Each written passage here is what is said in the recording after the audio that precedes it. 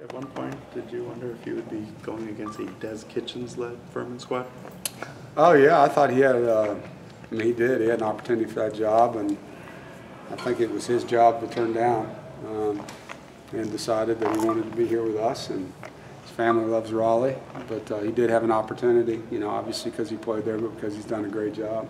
When you got hired, he's the one guy that you were able to keep on from the previous staff, and I'm guessing that 3-week period you heard enough to know that he was worth keeping.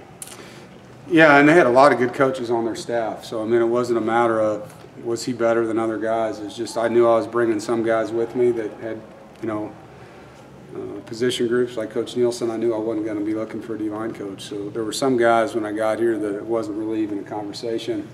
And some of the guys got promoted to stay, you know, where I was. So there, I was definitely trying to find, you know, a couple people that would fit. And he does a great job with recruiting, as you guys know.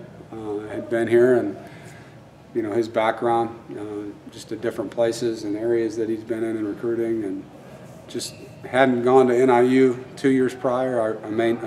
I kept a coach there named Tom Matukowicz, and that really helped me in that transition. So I wanted to have one guy at least that could kind of teach me what our campus is and what official visit weekends. I mean, there's a lot that goes into being new at a school, and not knowing who you should call or what restaurants have been good or who are the people that will look out for you and people that may not. You know, it's nice to have somebody that's been through it before. Any update on Mike Stevens? Yeah, Mike practiced yesterday and the day before, and then he did everything today against the scout team just so we could get him more reps. He feels very confident.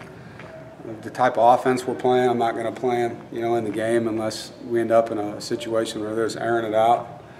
But, you know, for Mike, we don't want to bring him back too early. I mean, he's 100% right now, and I think the biggest thing when you go through an injury is making sure, from a coaching standpoint, that we bring him back when we're completely confident. You know, and I want to see him have to go through more things. But he'll go through warm-ups, and he'll be ready, and if we need him on third down or in 2-minute situations, or, you know, if we have a lead and it turns into a passing day, then Mike would be ready to play. So we'll see McLeod and Alston at the corner spots again? Yep, you'll see those two guys. James Valdez did tear his ACL and is out for the year, and so it's a bad deal for him, and you know he'll go through the rehab process now. Chris Ingram and Bryce Banks are our two backup corners until Mike is back in the fold, and those, you know, Nick Lacey, those will be our 6 guys for the rest of the year. Light some candles and do all those types of things. Can't afford to lose another one. Injuries have affected maybe who you would want to play or redshirt and different things like that, but are you at that point now where it's like now or never with some of the younger kids, or you know that? There were 5 guys in camp that kind of jumped out to us, and you know we made a decision to talk to them about 2 weeks prior to the first game about playing, and they were all for it, and so those are the guys you see out there. I mean, we wouldn't pull another guy out unless we had to. But Chris Ingram from day one, you know, showed up and did good things in camp. So did Raven, so did Lewis. Josh Fed Jackson and Mecca Measy, those are the 5, you know, that we've decided to play, and it wasn't because of injury, it was because of how they were playing in camp. Offensively, you guys got off to a slow start last week. How have you guys addressed that and getting maybe a better start? Oh, we've talked about starting fast. Obviously, that's something, if you look at the first 2 games, we want to be able to play better in the first quarter. We've played really well in the second and fourth, and played okay in the third. The first quarter's hurt us, so you know the kickoff coverage in the first game obviously hurt us there, and offensively Ryan just missed some throws. I mean, we were doing a good job in a lot of ways, and once he got in a rhythm, so we just got to get him in a rhythm early, and things will click. So Will's back, and yes, and we'll start. Tyrone's the left guard. Any other roster changes, shakeups, missing bodies? I don't think so. Okay. Good. Let me ask you. Not today. Let me ask you an NCAA type question. Do you think the athletes deserve more of a share of the revenue than what they're getting? I think that's out of my pay grade. But you're involved in it, though. You're involved in. You know, there's so much. Sports. There's so much that goes into all that. I don't even know fiscally how some schools could do it. I think you'd have a lot of teams that aren't existing anymore. There's a lot of teams that barely can make their budget now, you know, so I think that would be hard on, probably be good for some schools, and it would decimate others, you know.